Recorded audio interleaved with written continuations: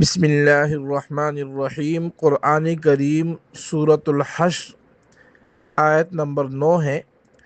والذین تبوؤوا الدار والایمان من قبلہم یحبون من ہاجر الیہم ولا یجدون فی صدورہم حاجة مما اوتوا ویؤثرون علی انفسہم ولو کان بہم خصاصہ ومن یوق شح نفسہ فاولئک هم المفلحون۔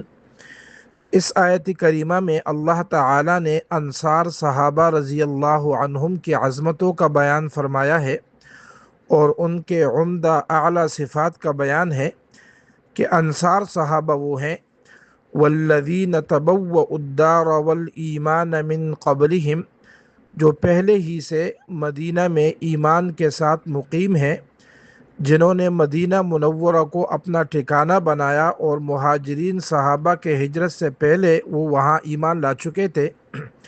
یحبون من ہاجر الیہم، جو کوئی ان کے پاس ہجرت کر کے آتا ہے یہ اس سے محبت کرتے ہیں۔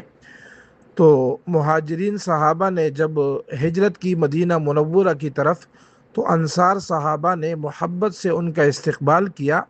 یہ آیت دلیل ہے کہ مہاجرین اور انصار صحابہ کی باہمی محبتیں تھیں۔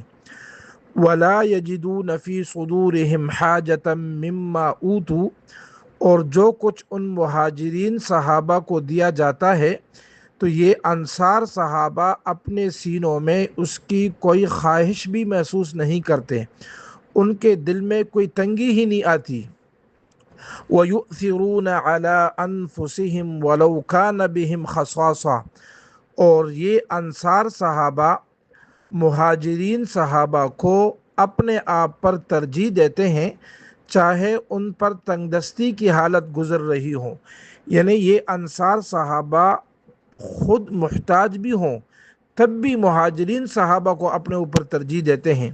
وَمَن یوق شح نفسہ فاولئک هم المفلحون، اور جو لوگ اپنی طبیعت کے بخل سے محفوظ ہو جائیں وہی ہے جو فلاح پانے والے ہیں۔ تو دیکھیں یہ انصار صحابہ کی کتنے عمدہ صفات کا بیان ہے۔ اللہ تعالیٰ سے دعا ہے اللہ تعالیٰ ان صفات کو ہمیں بھی اپنانے کی توفیق نصیب فرمائے۔